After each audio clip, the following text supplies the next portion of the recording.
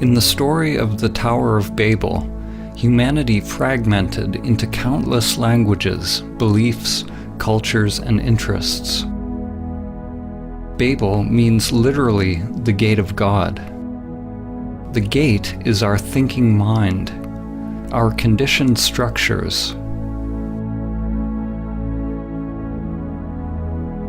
For those who come to realize their true nature, their essence beyond name and form, they are initiated into the great mystery of what lies beyond the gate.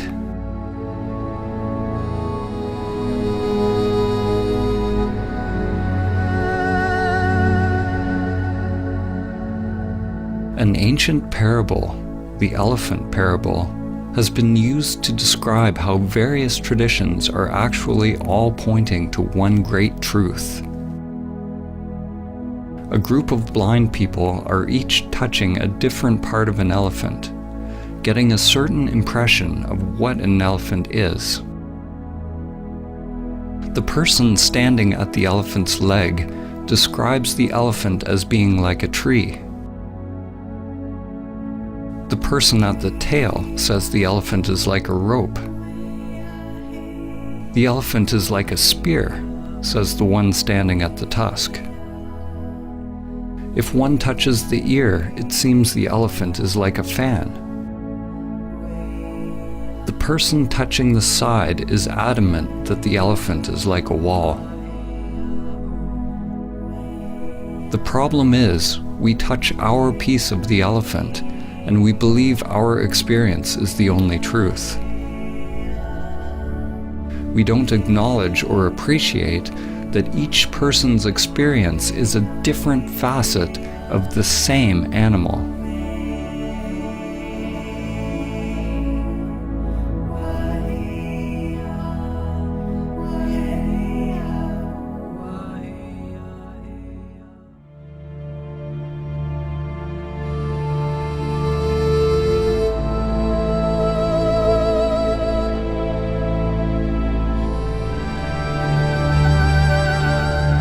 Perennial philosophy is an understanding that all spiritual and religious traditions share a single universal truth, a mystical or transcendent reality upon which foundation all spiritual knowledge and doctrine has grown.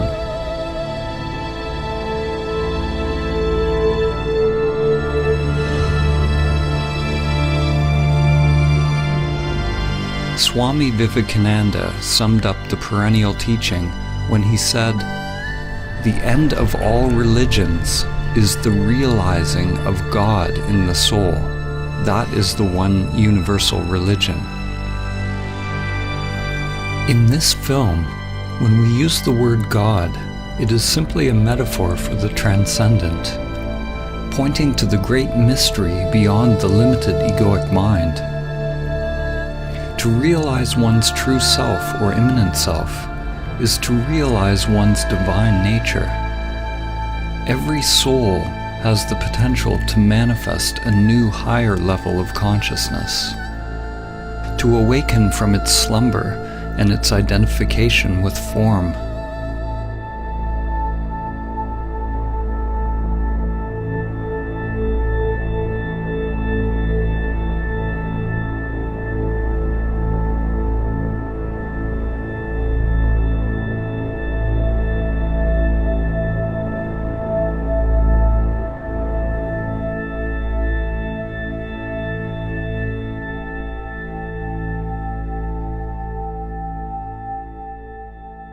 The writer and visionary Aldous Huxley, known for his book Brave New World, also wrote a book which he entitled The Perennial Philosophy, in which he writes about the one teaching that comes back over and over in history, taking the form of the culture in which it is realized.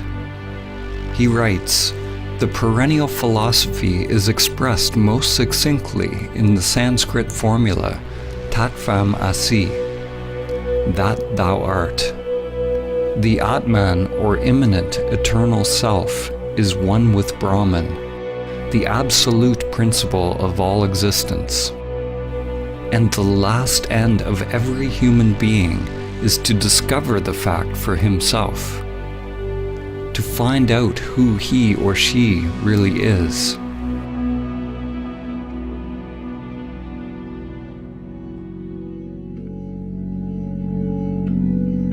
Each tradition is like a facet of a jewel, reflecting a unique perspective of the same truth, while at the same time echoing and illuminating each other. Whatever the language and conceptual framework used, all religions that reflect the perennial teaching have some notion that there is a union with something greater, something beyond us.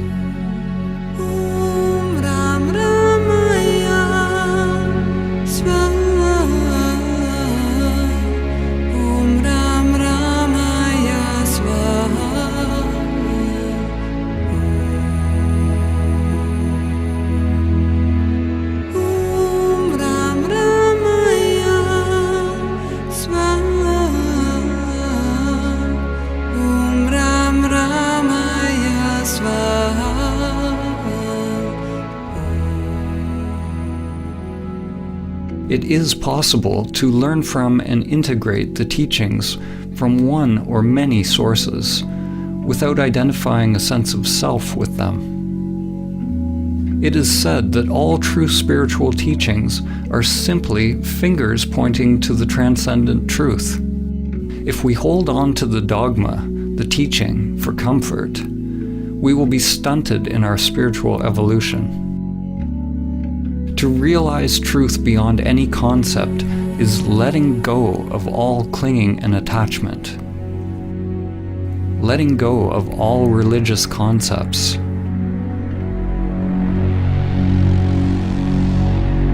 From the ego's perspective, the finger pointing you to Samadhi is pointing straight toward the abyss.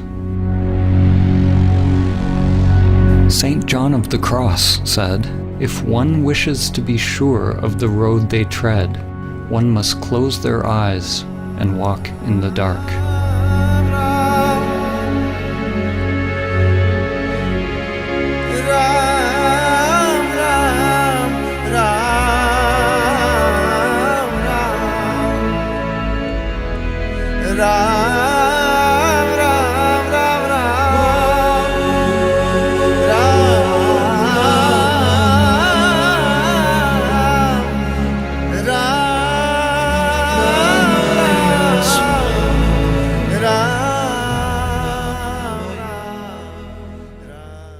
Samadhi begins with a leap into the unknown.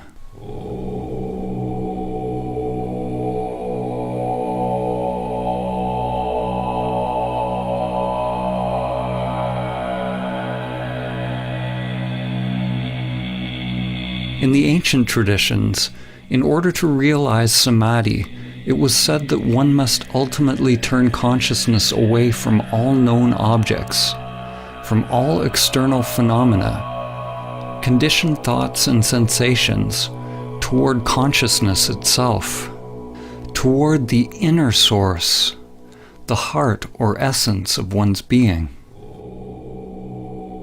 In this film, when we use the word Samadhi, we are pointing to the transcendent, to the highest Samadhi, which has been named Nirvikalpa Samadhi.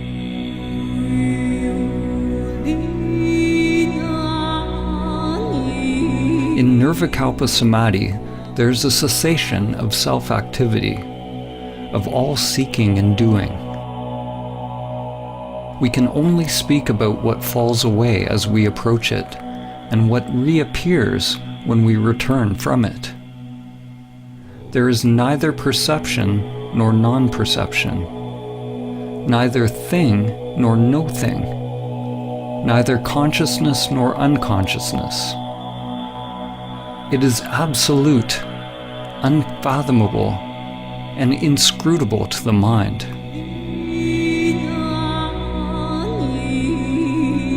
When the self returns to activity, there's a not knowing, a kind of rebirth, and everything becomes new again.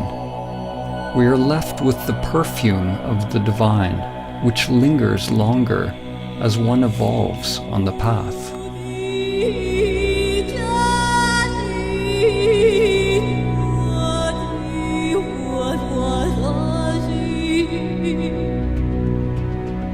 There are numerous types of samadhi described in the ancient traditions, and language has created much confusion over the years.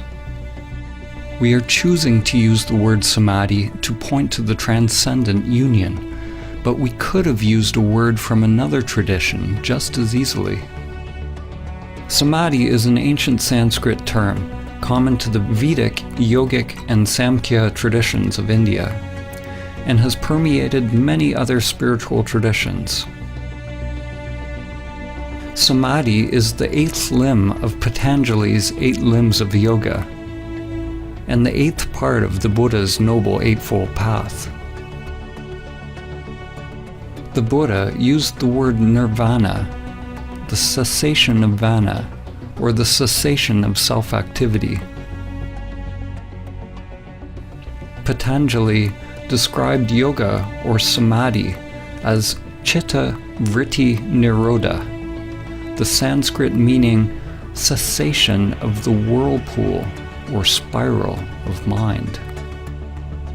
It is a disentangling of consciousness from the entire matrix or creatrix of mind.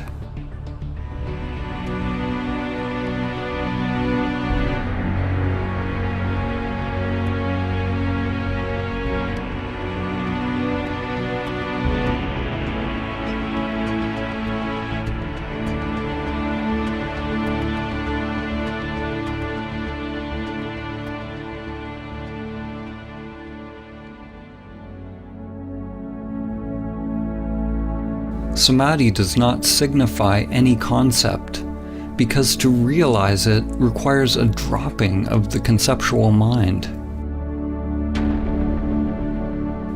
Different religions have used various words to describe the divine union. In fact, the word religion itself means something similar. In Latin, religare means to rebind or reconnect.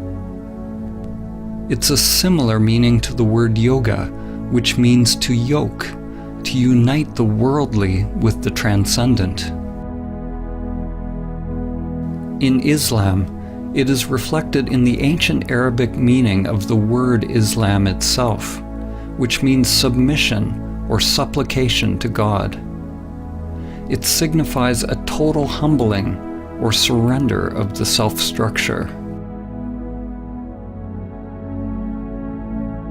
Christian mystics, such as Saint Francis of Assisi, Saint Teresa of Avila,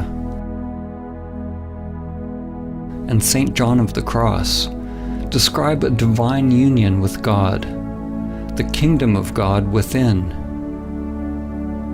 In the Gospel of Thomas, Christ said, "The kingdom is not here or there.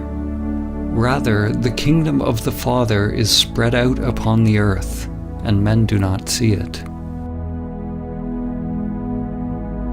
The works of the Greek philosophers, Plato, Plotinus, Parmenides, and Heraclitus, when seen through the lens of the perennial teaching, point towards the same wisdom. Plotinus teaches that the greatest human endeavor is to guide the human soul towards the supreme state of perfection and union with the One.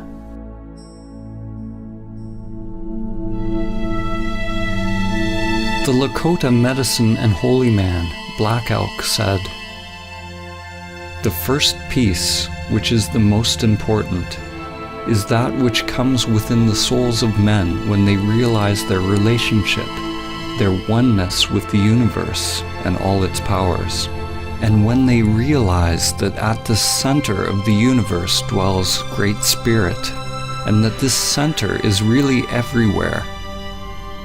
It is within each of us."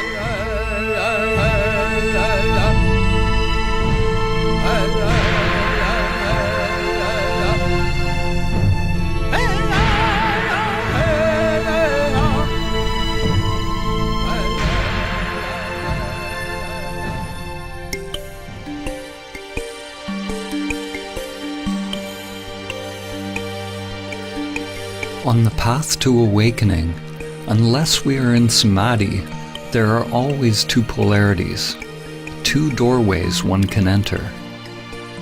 Two dimensions, one towards pure consciousness, the other towards the phenomenal world. The upward current toward the Absolute, and the downward current toward Maya and all that is manifested, both seen and unseen. The relationship between relative and absolute could be summed up in the following quote by Sri Nisargadatta Maharaj. Wisdom is knowing I am nothing. Love is knowing I am everything. And between the two, my life moves. What is born of this union is a new divine consciousness. Something is born out of the marriage or union of these polarities, or the collapse of dualistic identification. Yet what is born is not a thing, and it was never born. Consciousness flowers, creating something new, creating what you could call a perennial trinity. God the Father, the transcendent, unknowable and changeless, is united with the divine feminine, which is everything that changes. This union brings about an alchemical transformation, a kind of death and rebirth. In the Vedic teachings, the divine union is represented by two fundamental forces, Shiva and Shakti. The names and faces of the various gods change throughout history, but their fundamental attributes remain. What is born out of this union is a new divine consciousness, a new way of being in the world. Two polarities inseparably one, a universal energy that is without center, free of limitation. It is pure love. There is nothing to be gained or lost, because it is utterly empty, but absolutely full.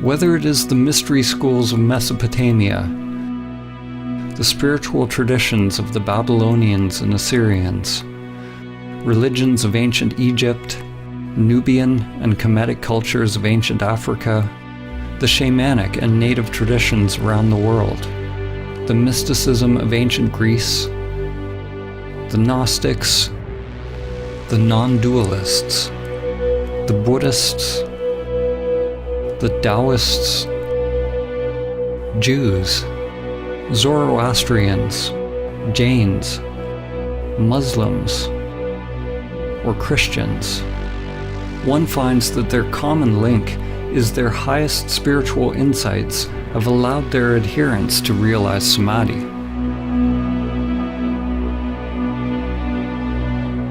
The actual word Samadhi means something like to realize the sameness or oneness in all things. It means union. It is uniting all aspects of yourself. But do not mistake intellectual understanding for the actual realization of Samadhi. It is your stillness, your emptiness, that unites all levels of the spiral of life.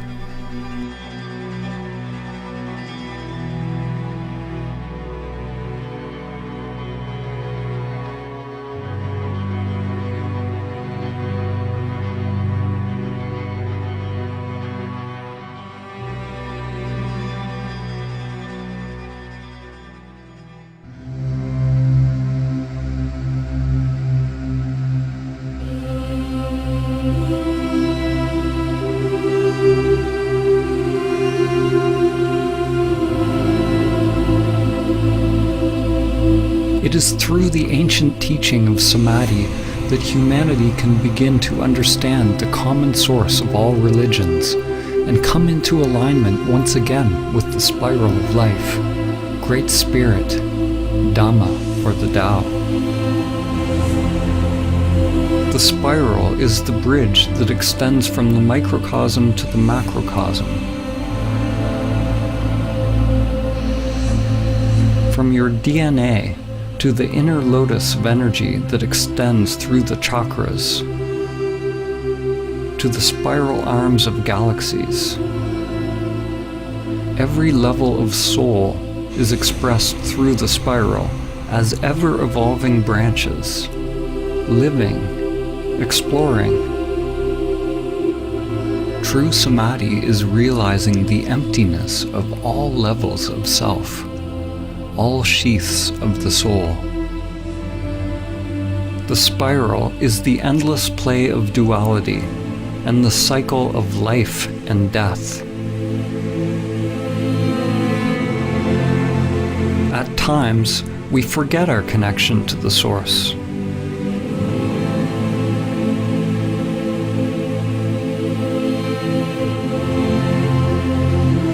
The lens we look through is very small, and we identify with being a limited creature creeping upon the earth, only to once again complete the journey back to the source, to the center that is everywhere.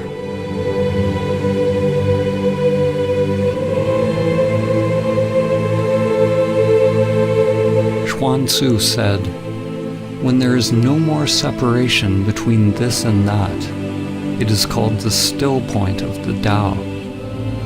At the still point, in the center of the spiral, one can see the infinite in all things.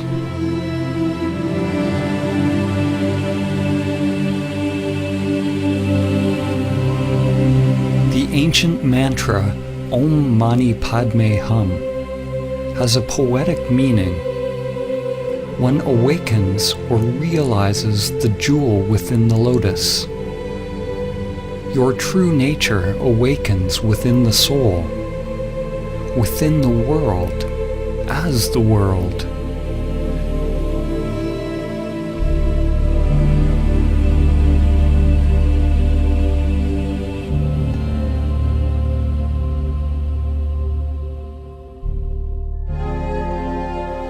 Using the Hermetic principle, as above, so below, as below, so above, we can use analogies to begin to understand the relationship between mind and stillness, relative and absolute.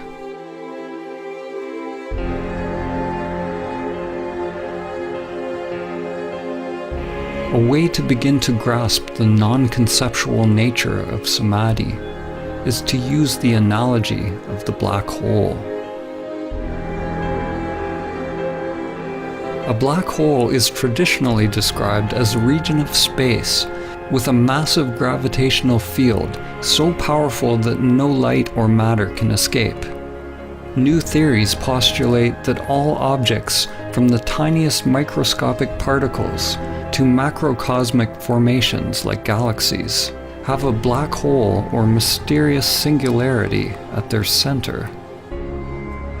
In this analogy, we're going to use this new definition of a black hole as the center that is everywhere.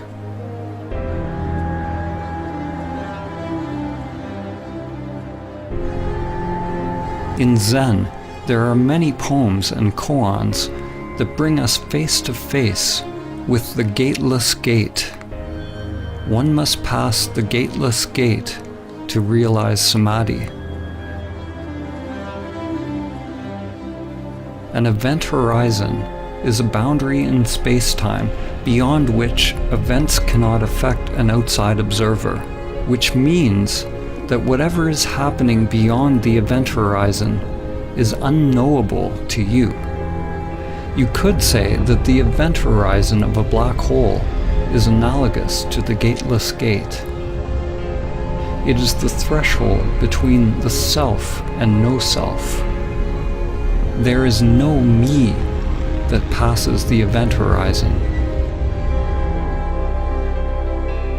In the center of a black hole is the one-dimensional singularity containing the mass of billions of suns in an unimaginably small space, effectively an infinite mass, literally a universe in something infinitesimally smaller than a grain of sand. The singularity is something unfathomable, beyond time and space. According to physics, movement is impossible. The existence of things is impossible. Whatever it is, it does not belong to the world of perception. Yet it cannot be described as merely stillness. It is beyond stillness and movement. When you realize the center that is everywhere and nowhere, duality breaks down. Form and emptiness, time and the timeless. One could call it a dynamic stillness, or a pregnant emptiness, within the center of absolute darkness. The Taoist teacher Lao Tzu said, "Darkness within darkness, the gateway to all understanding."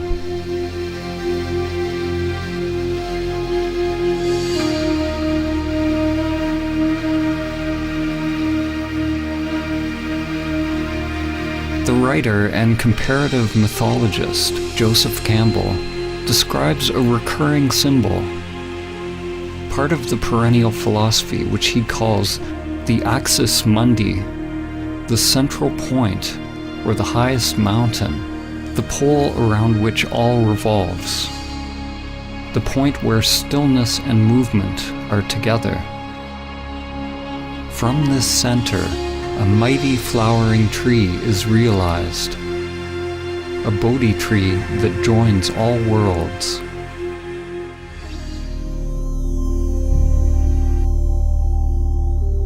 Just as a sun gets sucked into a black hole, when you approach the great reality, your life starts to revolve around it, and you begin to disappear.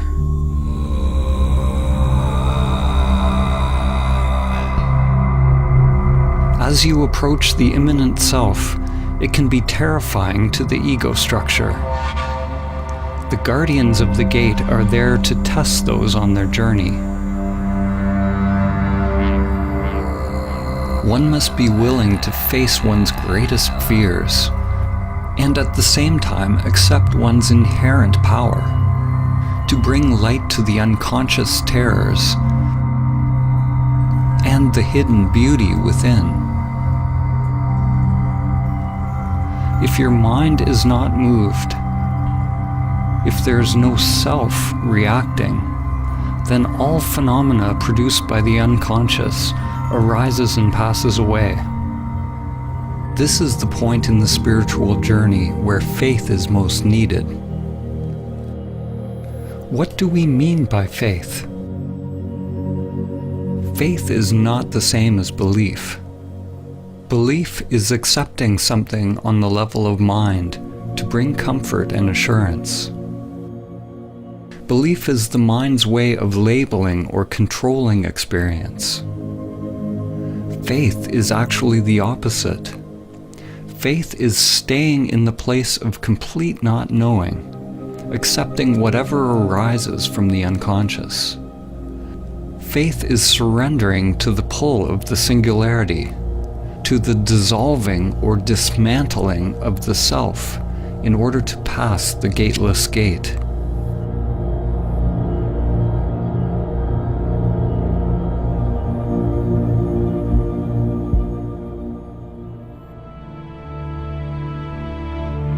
The evolution and structure of a galaxy is closely tied to the scale of its black hole, just as your evolution is tied to the presence of the immanent self, the singularity that is your true nature. We can't see the black hole, but we can know about it by the way things move around it. by how it interacts with physical reality. In the same way, we cannot see our true nature. The immanent self is not a thing, but we can observe enlightened action.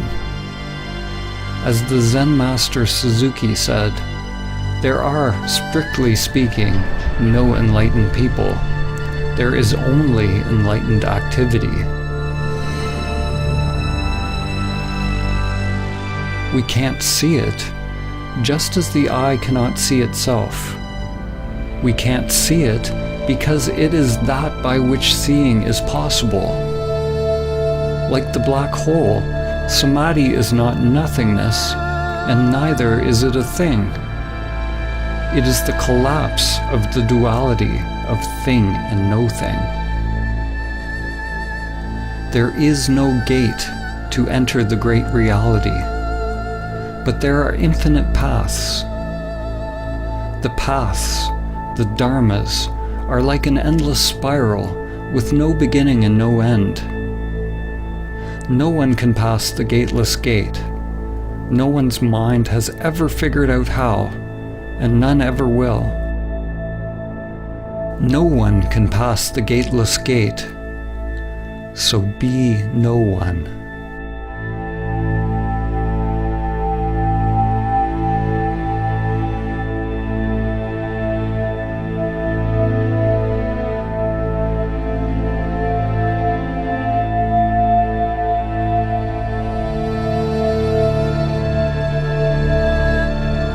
Samadhi is the pathless path, the golden key.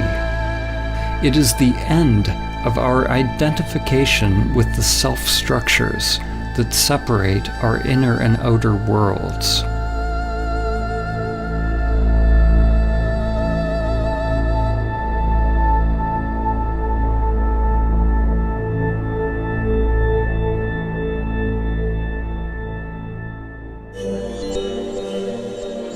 There are many developmental models which describe the layers or levels of the self-structure. We will use an example which is very ancient. In the Upanishads, the sheaths which cover the Atman or soul are called koshas. Each kosha is like a mirror, a layer of the self-structure, a veil or level of Maya which distracts us from realizing our true nature if we are identified with it. Most people see the reflections and believe that that is who they are. One mirror reflects the animal layer, the physical body. Another mirror reflects your mind, your thoughts, your instincts and perceptions. Another your inner energy or prana, which you can observe when you turn inward. Another mirror reflects on the level of the imaginal, which is the higher mind or wisdom layer. And there are layers of transcendental or non-dual bliss that are experienced as one approaches Samadhi. There are potentially countless mirrors or aspects of self that one can differentiate, and they are constantly changing. Most people have yet to discover the pranic, higher mind, and non-dual bliss layers. They don't even know they exist. These layers are informing your life, but you do not see them. The hidden mirrors actually inform our lives more than the ones that are visible. They are unseen because for most people they are not fully illuminated by consciousness. Like Indra's net of jewels, the mirrors all reflect each other, and the reflections reflect every other reflection infinitely. A change on one level simultaneously affects all levels. Some of these mirrors may be left in the shadows, unless we are fortunate enough to have a competent guide to help us shine light upon them. The truth is, We don't know what we don't know. Now, imagine that you shatter all the mirrors. There's nothing reflecting you back to yourself. Where are you? When the mind becomes still, the mirrors cease to reflect. There is no more subject and object. But do not mistake the primordial state for nothingness or oblivion. The immanent self is not something, but neither is it nothing.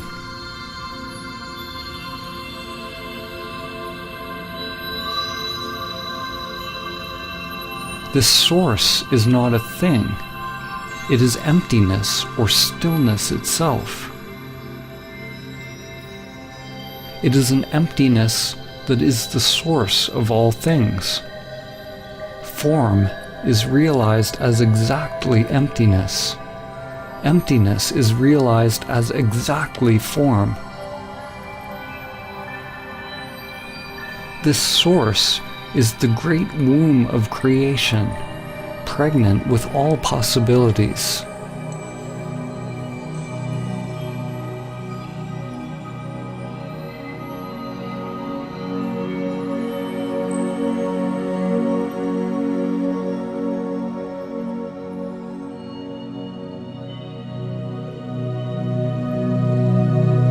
Samadhi is the awakening of impersonal consciousness. Just as when you are having a dream, upon awakening you realize that everything in the dream was just in your mind. Upon realizing Samadhi, it is realized that everything in this world is happening within levels upon levels of energy and consciousness. It is all mirrors within mirrors, dreams within dreams. The you that you think you are is both the dream and the dreamer.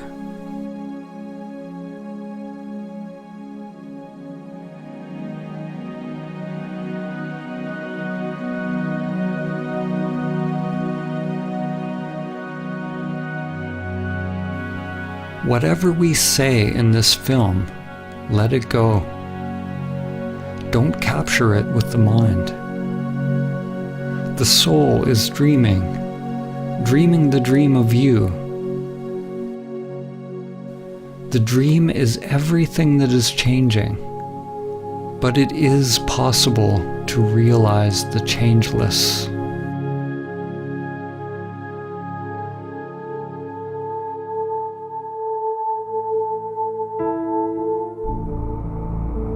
This realization cannot be understood with the limited individual mind.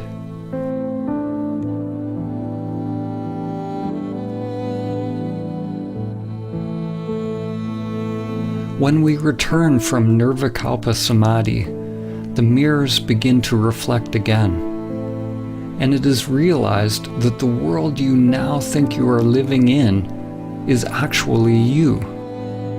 Not the limited you, which is only a temporary reflection, but you are aware of your true nature as the source of all that is. This dawning of higher wisdom, the embryo, prajna, or gnosis, is what is born out of Samadhi. According to the book of Job, Hokmah, or wisdom, comes from nothingness. This point of wisdom is both infinitely small and yet encompasses the whole of being, but it remains incomprehensible until it is given shape and form in the palace of mirrors, called Bina, the womb carved out by higher wisdom, which gives shape to the embryonic spirit of God. Bushmaya Ned Kadashmak Tiete Malkutak Dewe Tabeanak Aikanat Bushmaya of Bro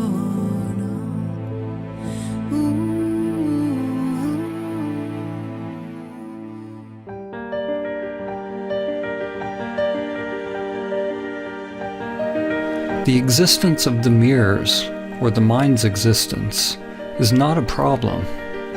On the contrary, the error or aberration of human perception is that we identify ourselves with it.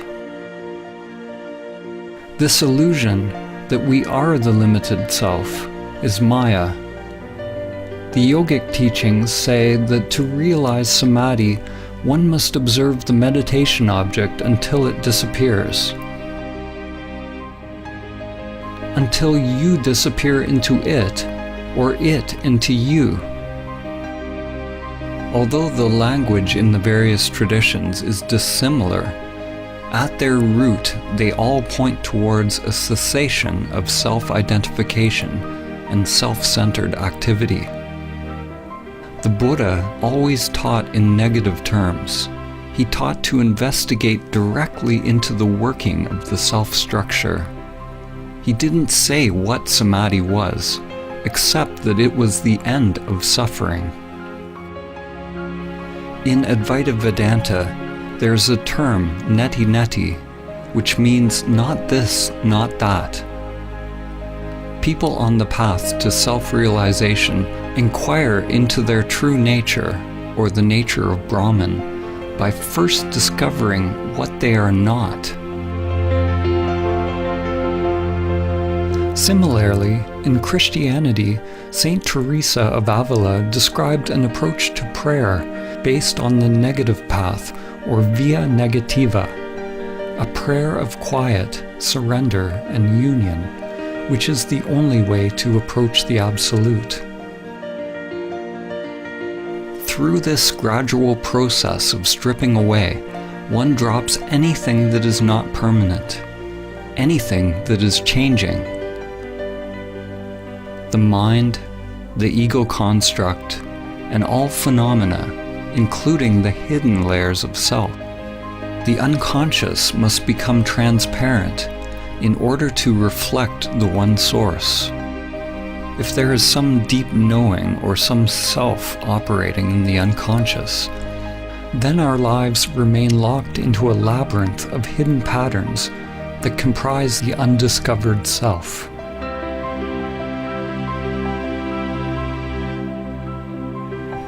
When all layers of self are revealed as empty, then one becomes free from the self, free from all concepts.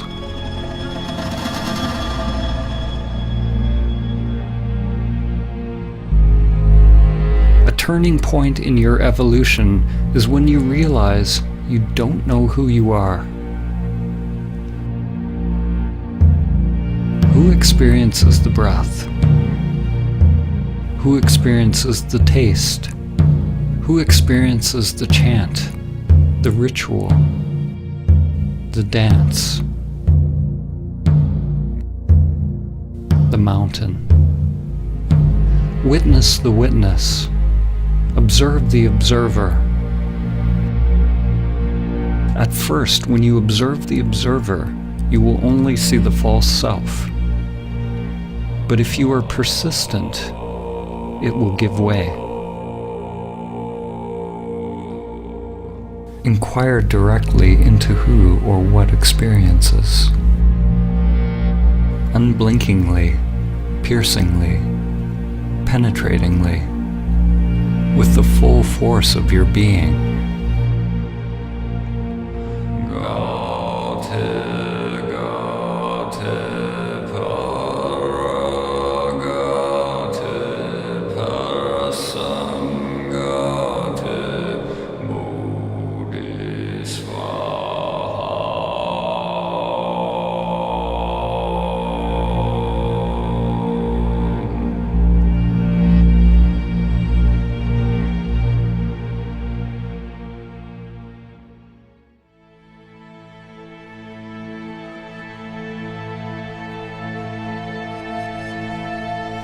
There is no self that awakens. There is no you that awakens. What you are awakening from is the illusion of the separate self, from the dream of a limited you. To talk about it is meaningless. There must be an actual cessation of the self to realize directly what it is. And once it is realized, there is nothing that can be said about it. As soon as you say something, you are back in the mind. I have already said too much.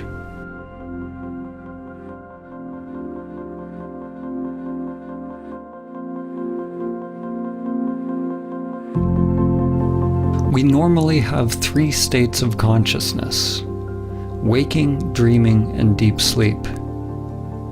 Samadhi is sometimes referred to as the 4th state, the ground state of consciousness, a primordial awakeness that can become present continuously and in parallel with the other consciousness states.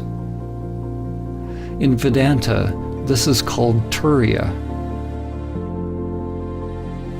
Other terms for Turiya are Christ consciousness, Krishna consciousness, Buddha nature, or Sahaja Samadhi. In Sahaja Samadhi, the immanent self stays present along with the full use of all human functions. The stillness is unmoving at the center of the spiral of changing phenomena. Thoughts, feelings, sensations, and energy revolve around it at the circumference, but the degree of stillness, or I amness, remains during outer activity, exactly as in meditation. It is possible that the immanent self will remain present, even during deep sleep, that your awareness of I am does not come and go, even as states of consciousness change.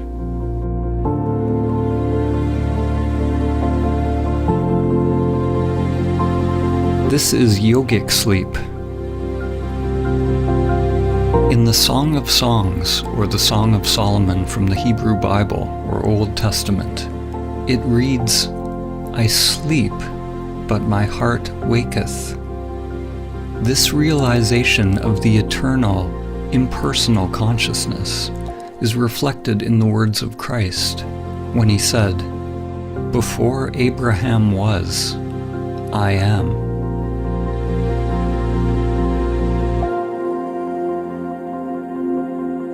One consciousness that shines through countless faces, countless forms.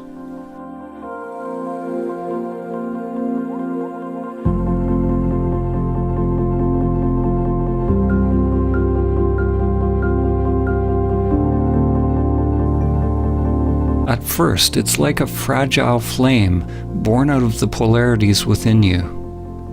Masculine, penetrating consciousness with a surrender or opening of feminine energy. It is delicate and easily lost, and one must take great care to protect it and keep it alive until it is mature.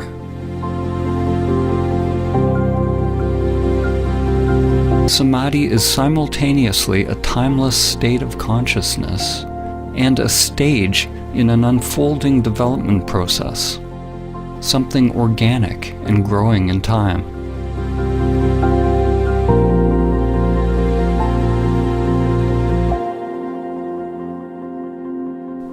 As one spends more and more time in Samadhi, in the now, in the timeless, one takes more and more direction from the heart, the soul or Atman, and less from the conditioned structure.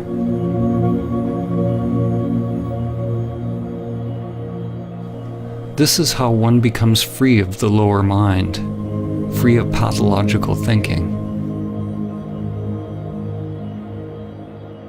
The inner wiring changes. Energy no longer flows unconsciously in the old conditioned structures, which is another way of saying one is no longer identified with the self-structure, with the outer world of form.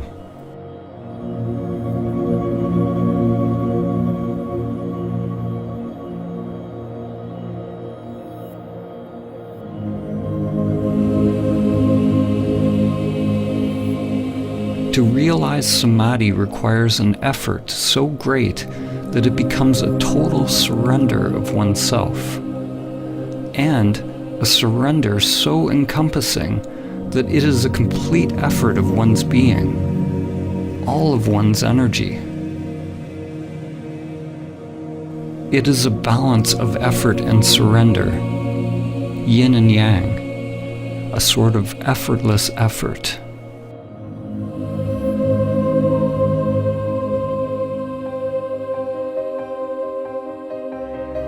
The Indian mystic and yogi Paramahamsa Ramakrishna said, "Do not seek illumination unless you seek it as one whose hair is on fire seeks a pond. You seek it with your whole being." During one's ego-transcending practice, it takes great courage, vigilance, and perseverance to keep the embryo alive. To not fall back into the patterns of the world. It takes a willingness to go against the current, against the inexorable crush of the matrix and the grinding wheels of samsara. Every breath, every thought, every action must be for realizing the source. Samadhi is not realized by effort, nor is it effortless. Let go of effort and non-effort. It's a duality that only exists in the mind. The actual realization of Samadhi is so simple, so undifferentiated, that it is always misconstrued through language, which is inherently dualistic. There is only one primordial consciousness that awakens as the world, but it has been obscured by many layers of mind. Like the sun hidden behind the clouds, as each layer of mind is dropped, one's essence is revealed. As each layer of mind is dropped, people call it a different samadhi. They give names to different experiences or different types of phenomena.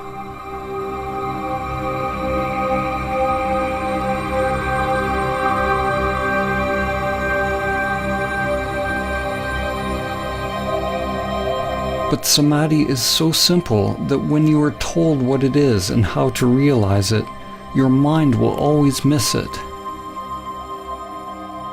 Actually, Samadhi is not simple or difficult. It is only the mind that makes it so. When there is no mind, there is no problem, because the mind is what needs to stop before it is realized. It is not a happening at all.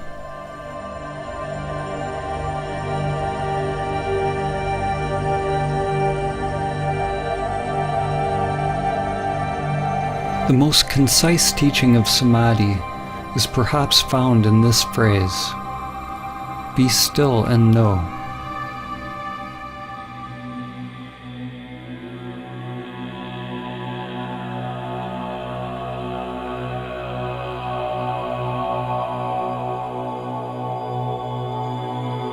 How can we use words and images to convey stillness?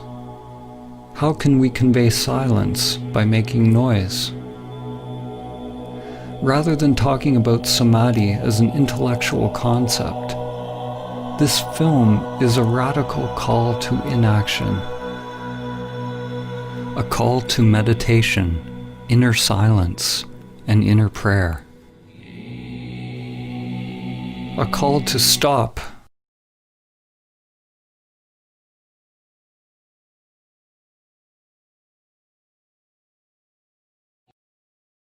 Stop everything that is driven by the pathological, egoic mind. Be still and know.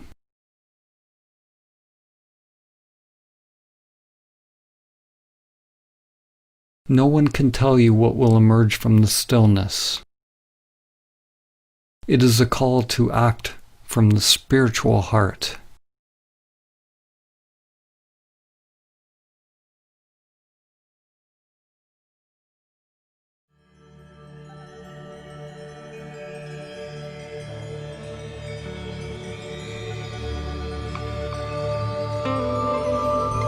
It's like remembering something ancient. The soul wakes up and remembers itself. It has been a sleeping passenger, but now the emptiness awakens and realizes itself as all things.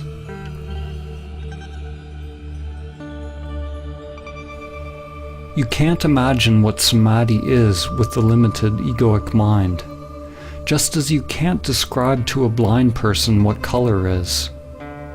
Your mind can't know. It can't manufacture it. To realize Samadhi is to see in a different way, not to see separate things, but to recognize the seer.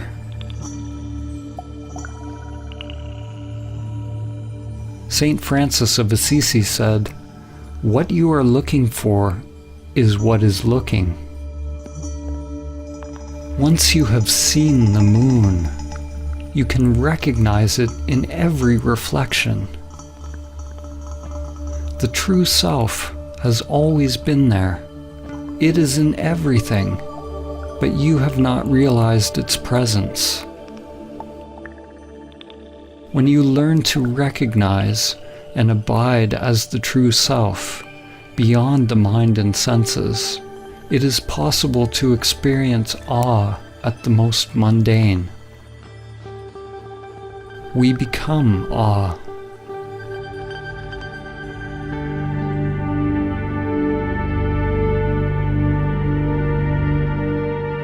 Do not try to be free of desires, because wanting to be free of desires is a desire. You can't try to be still, because your very effort is movement. Realize the stillness that is always already present. Be the stillness and know. When all preferences are dropped, the source will be revealed. But do not cling even to the source. The great reality, Tao, is not one, not two. Ramana Maharshi said, "The self is only one. If it is limited, it is the ego. If unlimited, it is infinite and the great reality."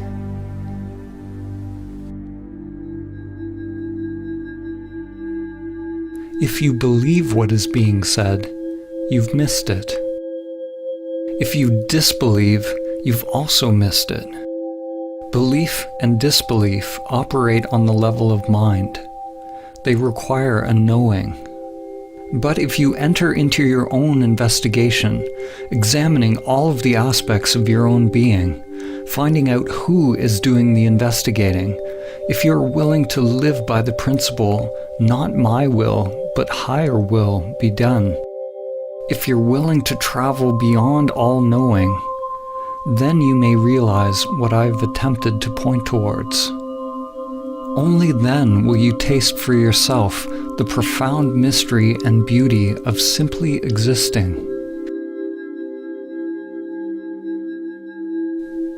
There is another possibility for life.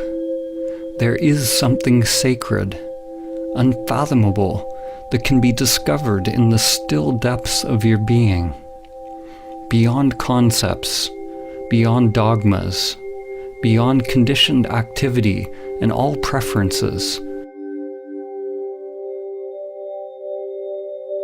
It is not acquired by techniques, rituals, or practices. There is no how to get it. There's no system. There's no way to the way.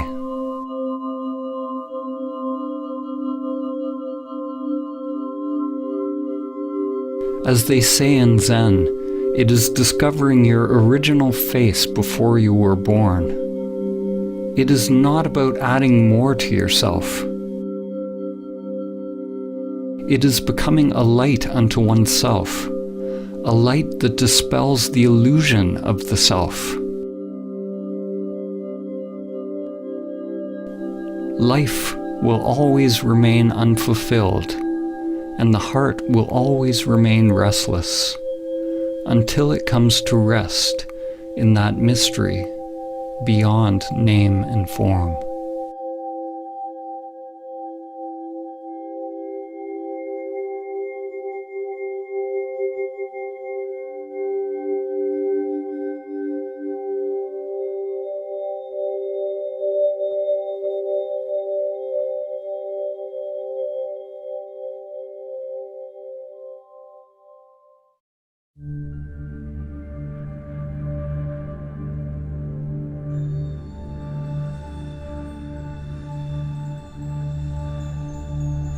Om Shri Lakshmi Swaha Swaha. Om Shri Lakshmi Swaha.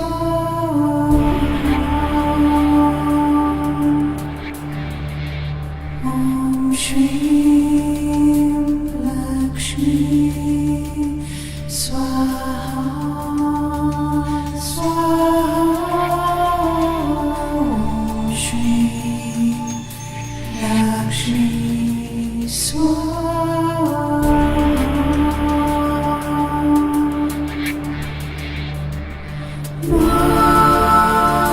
Mata Lakshmi Lakshmi